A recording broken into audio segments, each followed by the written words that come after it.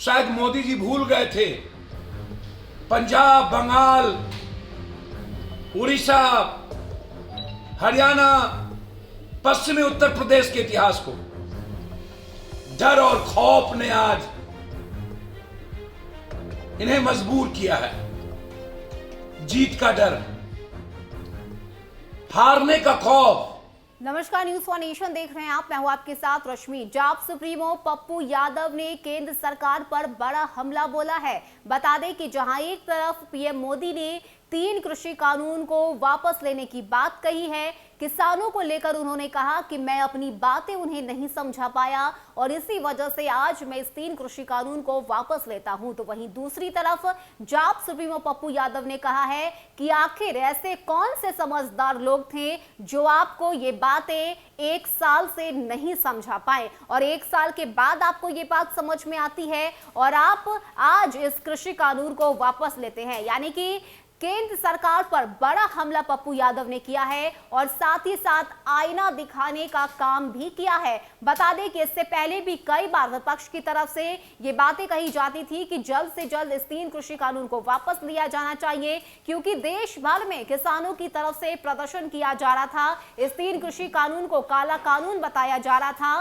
तो वहीं आज इस 3 कृषि कानून को वापस लिया गया है। तो पप्पू यादव ने केंद्र सरकार को आईना दिखाया है और बताया है कि आखिर 1 वर्षों से आप कहां सोए हुए थे। किस तरह से पप्पू यादव ने अपनी बातें रखी है, क्या कुछ केंद्र सरकार को लेकर उन्होंने कहा है, केंद्र सरकार पर किस तरह से हमला बोला है, छोड़े जाते हैं आपको उस पूरे बयान के साथ। जुल्म, अत्याचार और क्रूरता की हद पार करने वाली ये सरकार, हजारों शहादत, आतंकी तक कहा गया, उग्रवादी तक कहा गया, हर किसानों को 1 साल तक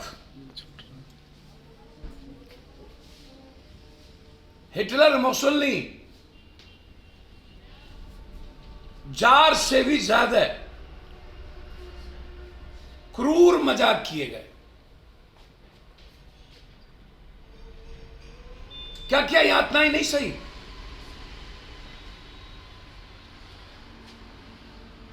गुरु नानक देव जी के इस जयंती पर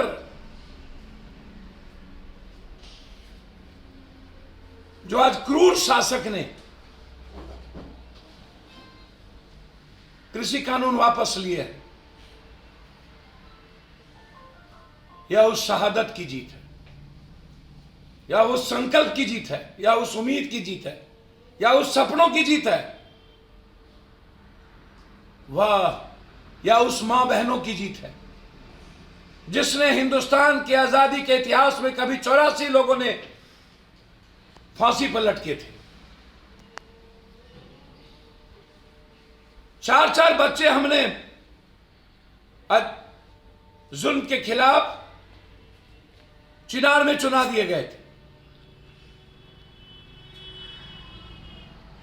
शायद मोदी जी भूल गए थे पंजाब, बंगाल, उड़ीसा, हरियाणा, पश्चिमी उत्तर प्रदेश के इतिहास को।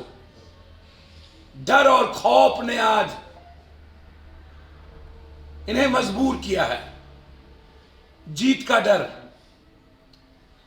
हारने का खौफ। मुंह में राम बगल में छुरी, नहीं हो कम तो थोरम थोड़ी।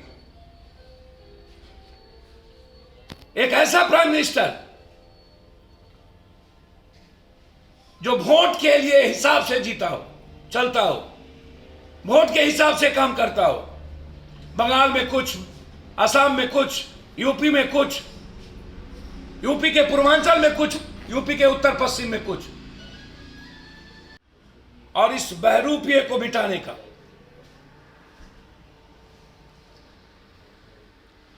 एक बार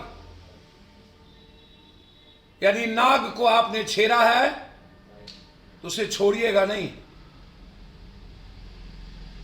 नागिन को छेड़ने के बाद नाग डसता ही है।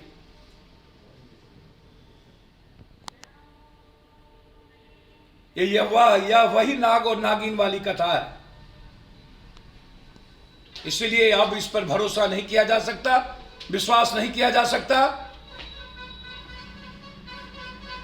और ये देश के 130 करोड़ लोगों की जीत है। मजबूत संकल्प के साथ हम किसानों